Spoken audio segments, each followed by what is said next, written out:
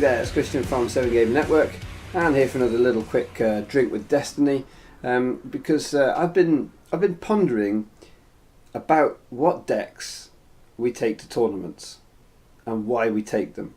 Now, for some of you, this may be a very, very simple decision.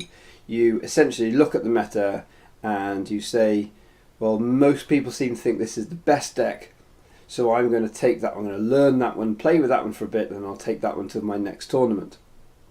However, my life has never been quite that simple, because I just don't do things like that. Now, maybe you're someone who likes to deck build. I love trying to deck build, and I think always one of my things I constantly battle with is this hope and wish that I will be able to build a deck or come up with some important element of a deck that's kind of mine, and then take that to a tournament and really make that work. Now, this video, and the reason I'm posting it, it's got sort of it's almost got two conflicting parts to it. On the one side, maybe you identify with what I just said, and you're thinking, that's exactly what I want to do. I want to come up with my own deck and take that to a tournament. And I guess if you're new to Destiny, if you're new to sort of CCGs in general, you might not realise that generally that's what most people would love to be able to do. The difficulty is, of course, that you've got so many thousands of people who are all trying to come up with this new latest list that's going to dominate a meta. And it's very, very difficult too. And so I think the bottom line is that I'd encourage everybody to try and deck build. I think it's one of the most fun aspects of CCGs in general, and Destiny is absolutely no different to that. I'd be completely encouraging everybody to deck build. That's why I do so many of the type of videos I do, and deck techs, and show you how I put decks together and how I would build decks, because I want to encourage you guys to be trying and doing it as well. But one of the things that I have found very, very difficult is to take any of my builds and then take them to a competitive arena and then really do well with them. And that's frustrating, because I'm the kind of player that wants to. But then this other sort of side of it is also saying, my very competitive minded side is saying, don't be ridiculous. Stop trying to almost like have any ego about, I've built a deck and now I'm playing it. And pick what you think is the best deck, or one of the best decks, and go with that, the one you think will do the best.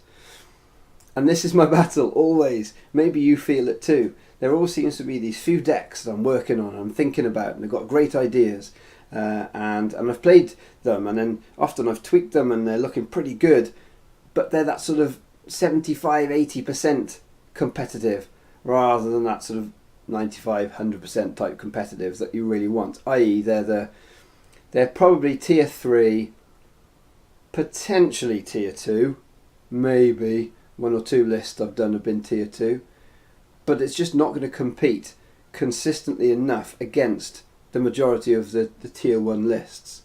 And I think I'm about to come up to store championships, and I have been desperately trying to test and find things that aren't the standard tier 1 decks, because I want to do that.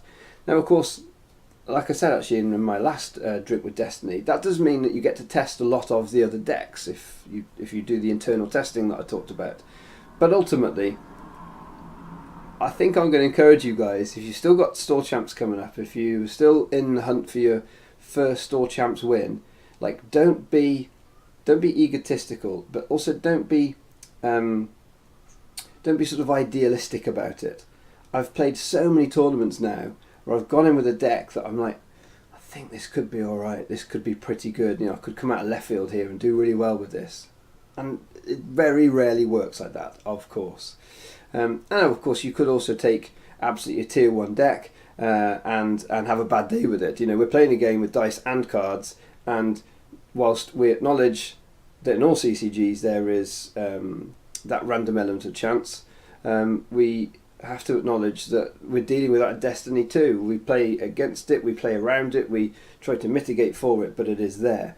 So it doesn't mean, of course, that just because I'm saying you take a tier 1 deck, you actually automatically do better than you might have done with your home concoction. That's not necessarily the case, but your chances are much, much greater. And so I think if you're coming up to store champs or big tournaments, the things you really want to do well in, can I just encourage you, get hold of a deck that you know is really strong, that you don't have to do lots of extra testing on, that you just need to learn your matchups, and go with that, because ultimately the weight of our whole world meta, which is of course essentially what we have access to now through the internet, is always going to give us the best decks over and above the things that we can come up with.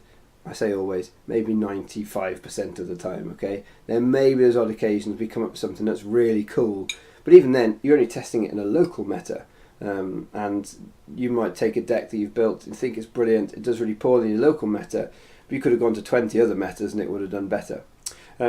So, yeah, I guess just finishing up, guys, take a deck that you are really confident is super, super good, that you've tested against all the other tier 1 decks and a lot of the tier 2 decks, and that's the one to go for.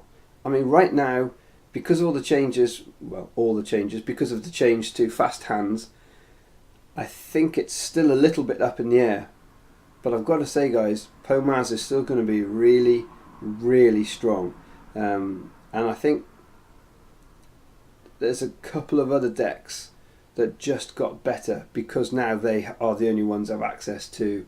So things like maybe Aura Django has just upped a little bit because now Fast Hands is a really strong and uniquely good aspect to that deck. Maybe even things like your Jabbers and your Unkars with blackmails on and things like that. Their relative power in the meta just jumped up a little bit. I don't think those decks go past tier 2, but they are things that you're going to have to think about a little more. And whether you take a tier 2 deck or a tier 1 deck is probably a discussion for a whole other drink with Destiny. But take what you feel is really strong in your meta, and that is tried and tested for these sorts of maybe leave the testing and trying to take those homemade decks and looking for glory, and maybe keep those for those GNKs, or you've done a few game like kits and you know this is a real good solid one before you take it to something as big as like a store champs, or hey, regionals is not going to be a million miles away. Anyway, guys, until next time, keep enjoying Destiny.